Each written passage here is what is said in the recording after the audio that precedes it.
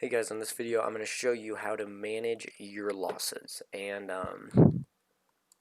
yes, I'm going to show you how to manage your losses. So you can do this with two things: a stop loss or a trailing stop, or an OTO bracket, or yeah.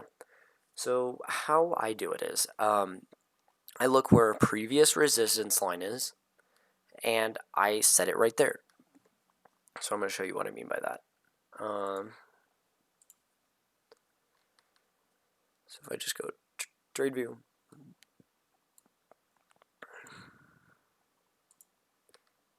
go like that. So let's just say I see right here,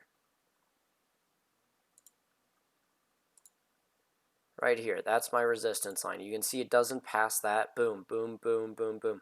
So let's just say I was buying right here.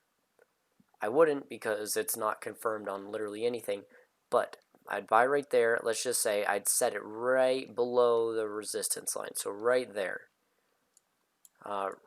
Right below this resistance line. So if it ever went down, I could just put a stop loss. And how you do that with TradeView is right here. I mean, not with TradeView. Webull, you come over here, hit sell, limit, stop loss. Stop. Now, there's something called a trailing stop. So you can set a trailing stop for whatever percentage you want. So how you set a trailing stop is take that. Let's just say that that's 3%. So you'd set your trailing stop for 3%, and if it ever gets below 3%, it'll sell. So right there, goes up,